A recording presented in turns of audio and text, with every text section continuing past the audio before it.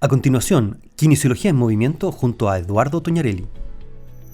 Hola a todos, estamos nuevamente en esta cápsula del programa Doctor en Casa llamada Kinesiología en Movimiento. Hoy con un tema muy importante, muy interesante, que es el dolor. El dolor que afecta a todos, nos afecta en algún momento de nuestra vida, ¿cierto? Puede ser un tremendo problema y para eso queremos ver cómo se puede enfrentar desde la kinesiología.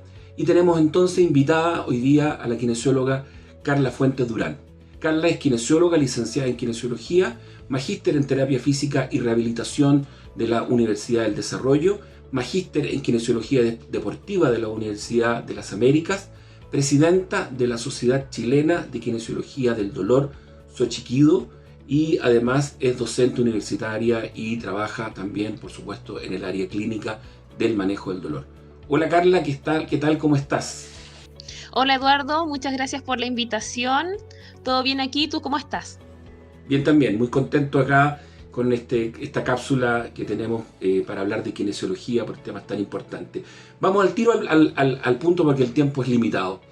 El dolor es una experiencia natural, ¿cierto? Todo es un mecanismo de defensa, todos lo sabemos, que nos protege de cualquier noxa, cualquier peligro, ¿cierto? Cualquier daño a nuestras estructuras corporales.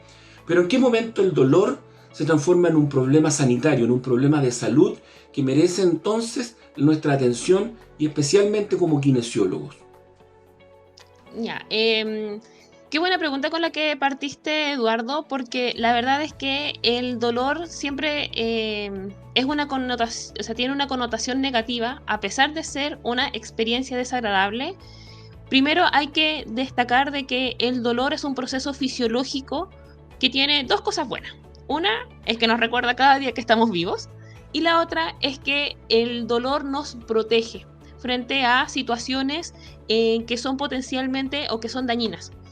Y lo otro que hay que destacar es que el dolor no es, y que quiero dejar bien en claro, no es una información que sube y que nosotros somos conscientes del dolor, sino que el dolor es una respuesta frente a un daño, frente a unos estímulos que se generan a lo largo de todo nuestro cuerpo, que son los nociceptores, quienes están informando que hay un daño.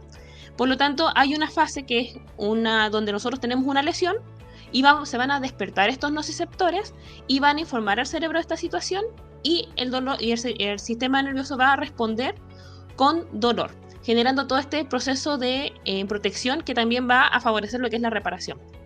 Pero hay situaciones en las cuales hay personas donde tienen una injuria, pasa esta fase de reparación que es propia del cuerpo y se genera que el dolor persiste a pesar de que el proceso de reparación ya está. Y ahí es cuando empezamos a hablar de un dolor persistente, que como en fase de tiempo podríamos decir de que es que va a estar un mes después de la fase de reparación. Por ejemplo, si uno estima de que la reparación de un tejido debería estar en cierto periodo y después pasa un mes más allá de ese periodo de reparación que es propio, que es fisiológico, y se genera una mantención de esa respuesta dolorosa, o cuando la persona está ya más de 3 meses con dolor. Ahí hablamos, Carla, del dolor crónico, ¿cierto? El dolor crónico, ¿cuál es la magnitud? ¿Qué es lo que se sabe del dolor crónico? ¿Cuánta gente afecta en el mundo? ¿Cuánta gente afecta en Chile? ¿Tenemos cifras al respecto? Sí, se estima que el dolor persistente, hablamos de, se habla mucho de crónico, pero nos gusta más mencionarlo como persistente, porque crónico habla solamente como del tiempo que la persona está con dolor. Y cuando se habla de persistente, hablamos de todas las dimensiones que involucra una persona que está con dolor de manera constante. Y se estima que las personas, o entre un 20 al 40% de la población mundial, padece dolor persistente. Y en Chile se estima en el último estudio que esto hay que destacarlo, que fue prepandemia, es de aproximadamente un 32%. ¿Y por qué destaco que fue prepandemia? Porque se ha visto que el mismo COVID genera un síndrome post-COVID o COVID largo, y las personas han experimentado un aumento de la sintomatología dolorosa. Entonces puede que esa cifra sea incluso mayor en estos momentos. Perfecto, entiendo. Carla, Siempre asociamos el dolor, ¿cierto?, con tratamientos para el dolor de tipo farmacológicos, ¿cierto? Analgésicos principalmente, y una gama, y la gente en general, la población en Chile es experta, los antiinflamatorios, el paracetamol, incluso son de venta libre en la farmacia, por lo tanto es como la primera medida. Pero, ¿cuáles son las medidas no farmacológicas? Porque los kinesiólogos, por supuesto, yo soy kinesiólogo, tengo claro, no basamos nuestro tratamiento en medidas farmacológicas. ¿Cuáles son las medidas no farmacológicas que inciden en enfrentar este dolor persistente, y cuáles son las estrategias kinesiológicas específicas que un kinesiólogo especialista en el tratamiento del dolor o experto en el manejo del dolor puede implementar para contribuir, para tratar de aliviarle este dolor persistente a las personas? Eduardo, es súper interesante el tema que toca, sobre todo el tema farmacológico. Se ha visto que la evidencia actual ha señalado de que la mejor estrategia que se tiene para tratar el dolor persistente es a través de un modelo biopsicosocial con un equipo multidisciplinar donde está incluida la farmacología, pero no está como la primera línea. Y lamentablemente, y no solamente acá en Chile, sino que a nivel mundial, el tema de los opioides y el uso de analgésicos está siendo un problema. De hecho, en Estados Unidos se habla de que hay una pandemia por el uso de opioides, y hay incluso más muertes por el uso de opioides que por otras drogas más duras. Con respecto a cuál es el manejo kinésico, nosotros tenemos varias estrategias para poder tratar el dolor persistente. Primero que todo, tenemos que hay toda una cadena de situaciones que nosotros podemos utilizar, y la primera es la educación. Educación a la persona sobre qué es lo que está pasando, qué es lo que puede hacer la persona por sí mismo y qué es lo que nosotros podemos hacer por ellos. Ya tenemos también una serie de estrategias para generar modificación sintomática sin tener que usar fármacos. ¿Y cuál es la idea de la modificación sintomática? Es que se genere lo que se llama una ventana terapéutica.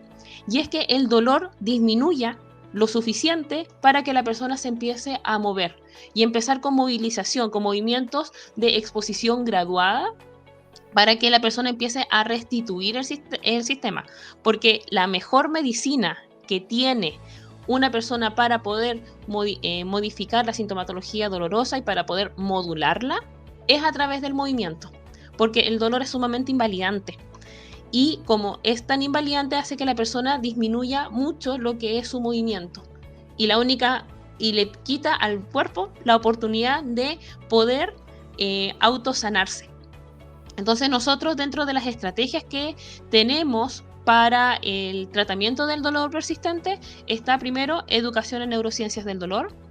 Tenemos entrenamiento de tipo neuromuscular, que van con técnicas de imaginería motora, la exposición gradual al movimiento, la práctica del gesto motor, aprendizaje motor. Hay técnicas de terapia manual, técnicas de punción seca, técnicas de fisioterapia. Pero principalmente todo apunta a que no van a ser estas técnicas las que van a solucionar el problema, sino que todo apunta a que la persona pueda empezar a moverse nuevamente y empiece con esta carga graduada de movimiento. Y eso es un gran problema.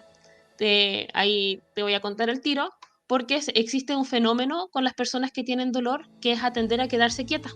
Porque como te dije al inicio, el dolor en sí genera una situación de protección, con contracciones musculares que hacen que la estructura se fije. Y una persona con dolor persistente empieza todo a ser una amenaza, incluso el movimiento. Entonces, cuando, por ejemplo, si una persona tiene dolor de hombro y mueve el hombro, lo que pasa es que el sistema detecta el movimiento como una amenaza y responde con dolor. Entonces, por eso muchas veces cuando la persona le duele, se queda quieta, y el problema es que al quedarse quieta después duele más. Una persona con dolor persistente le duele, moverse va a doler un poco, pero después siempre va a doler menos. ¿Eso es lo que se llama la kinesiofobia? Exactamente, Eduardo. Es lo que se llama kinesiofobia, o dolor, o miedo al movimiento. Y pasa muchas veces, como se ve en la imagen que está ahí, donde está Trapito, que es nuestra representante del dolor, de una persona con dolor persistente. donde se ve, llega por ejemplo, al servicio de kinesiología y muchas veces ve a pacientes haciendo ejercicios súper extremos con alta carga, como lo que se ve ahí en la imagen. Entonces, la persona llega con ansiedad, con kinesiofobia, con mucha sensación de que qué van a hacer conmigo, si moverme me duele, ¿cómo me voy a mover? ¿Cómo voy a llegar a hacer eso? Y eso hay que también explicarle a la persona que cuando vea a una persona en rehabilitación que ya está haciendo esos movimientos tan complejos es porque ya ha llevado todo un proceso para poder llegar a eso. Y es a lo que siempre tenemos que apuntar, siempre a la máxima funcionalidad de cada persona. Y el tratamiento, y esto es lo más importante para el manejo del dolor, tiene que ser personalizado e individualizado. No sirve solamente que tú como kinesiólogo estás uno a uno con la persona. El tratamiento tiene que ser lo más individualizado a las necesidades que tiene la persona. Carla, bien cortito, así como pregunta y respuesta. Algunos tips del manejo del dolor. Por ejemplo, la gente, frío, calor, movimiento, reposo. ¿Cuánto tiempo reposo frente a una lesión aguda antes de empezar a hacer ejercicio? ¿Qué nos puedes contar así como cortito?